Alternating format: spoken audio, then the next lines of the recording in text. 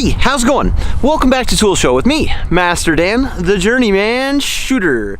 And today we're doing one of our little coffee time segments, and it's a beautiful night, and the sun's setting right behind me. It's nighttime, the sun's finally setting here, so I figured we'd come out and do a little beautiful coffee time segment, and why not? Because I'm working the night shift tonight, and last night I woke to the sound of thunder. I wondered how far off. No, I'm just kidding. I wasn't going to do the Bob Seger night moves, but that's a classic line, and I was wondering what should I talk about tonight, and one of them's bad jobs. I was thinking about that, like the night job that I had the one time, and all the different dangerous jobs that I've had over the years, and probably one of my most dangerous, I was thinking about it the other day, and the most dangerous job I ever had, I think I was 13 years old, and I was shot with a 12 gauge shotgun, like with point blank range. I was shot like, I had a windbreaker on, I was working at a gun club, and I was the little kid that pressed the button, and whenever somebody needed to press, like, it was like basically just trap shooting and skeet shooting, so when somebody said pull, you'd pull this little, like, it was just a little button that you'd press, and you'd press the button, and it'd fire off this little clay pigeon, and my job was to go and reload the pigeons and do all the other stuff with these pigeons. And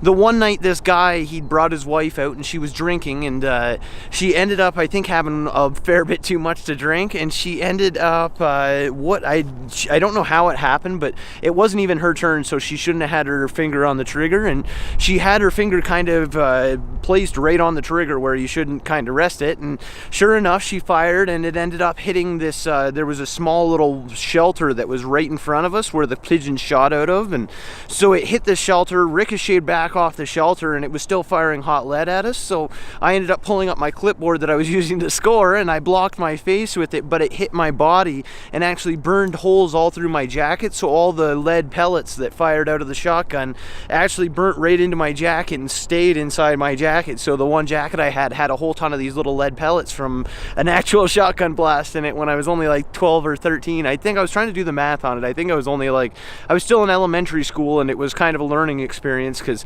that job was very dangerous, especially as a young kid. You don't kind of notice what you're doing sometimes could be dangerous, and it's just like in the construction trades. If you don't know what you're doing, anything you're doing could be dangerous. Because there was one time, this is a true story, I'll always remember it. There was a guy, he told, he had I think it was just a communication issue. The workers, he was a good foreman, I heard, but he had these workers that didn't understand English, and he told one of them to take the rope down.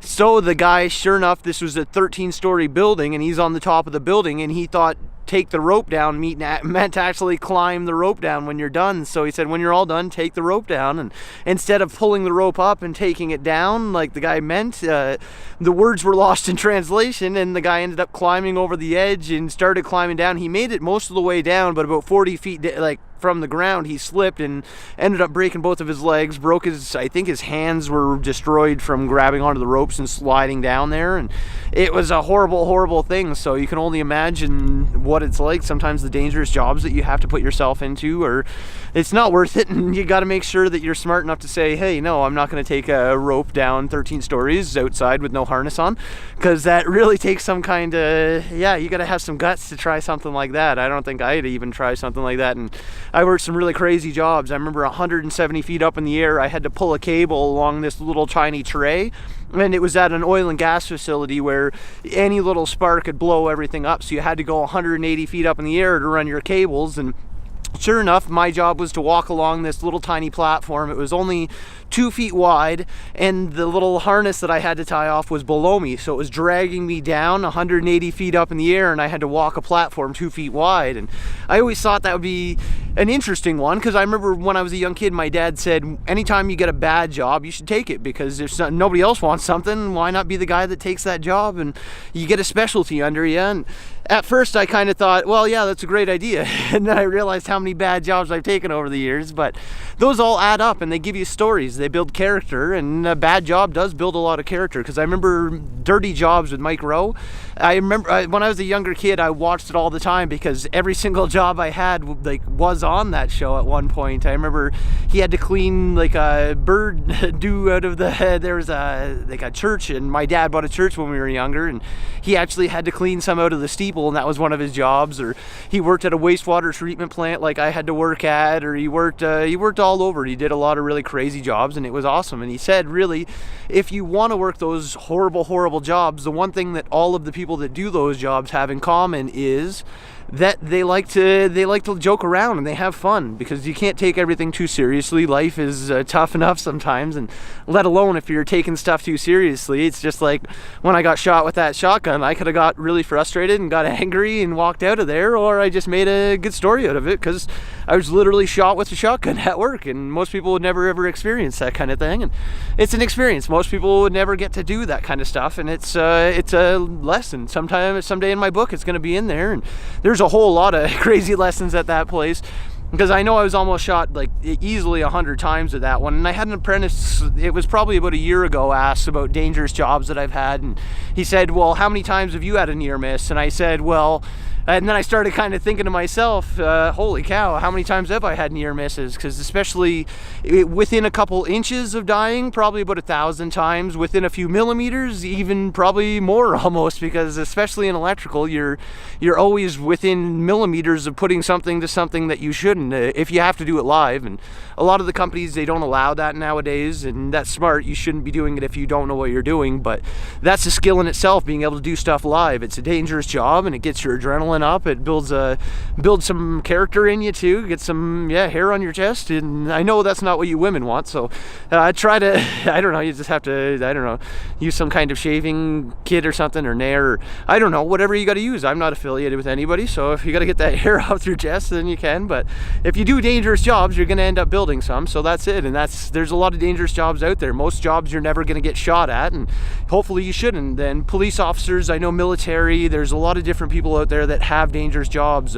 Politicians, there's dangerous people out there that don't like you, and it's a dangerous world out there, and that's why you've got to protect yourself. You have to be bigger than that. You have to make sure that you're smart and you're watching yourself. If somebody around you seems like they're going to freak out, get out of there. Don't stand around and wait for them to freak out. It's just simple life. You can't wait for stuff to happen. You got to get out of there, and you got to better yourself. And that's kind of all I wanted to talk about tonight, was working the night shift, bad jobs that you have over the years, and everybody's going to have some, but hopefully none of you guys have to get shot at your jobs. And that's just one of the things I had, because I remember one time I set up a pylon, and whenever you set up the pylon on top of the little house, that means you're out there working. And I remember one night these guys came out really drunk, and they started firing at the pylon that I was right beside. Like I was literally like a foot away from the pylon, and they started blowing the pylon off the thing, and I yelled, "What are you doing?" And all of a sudden I heard just a whole bunch of guys start laughing and run away. And it was really funny for them, but for me it was a pretty stressful time, and I learned a couple lessons of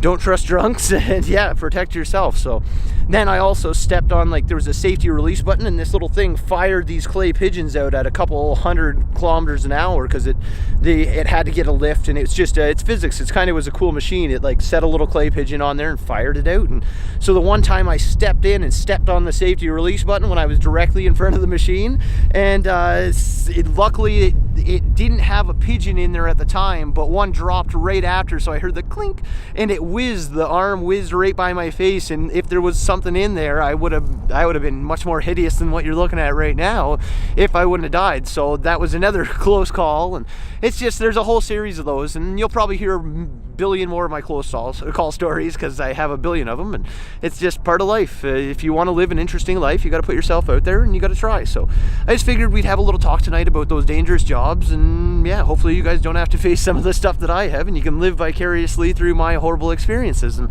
that's it. Working the night shift is one of those things you have to do. Sometimes you're going to be away from your family has to work the day shift, nobody else gets off, that kind of stuff. So you're going to be away, and you just got to make the most out of it. You got to be there for your family when they need you, and try to make the most. And that's about it. So for Tool Show, I'm Master Dan, the Journeyman shooter. Get out there, keep safe, and don't get shot at work.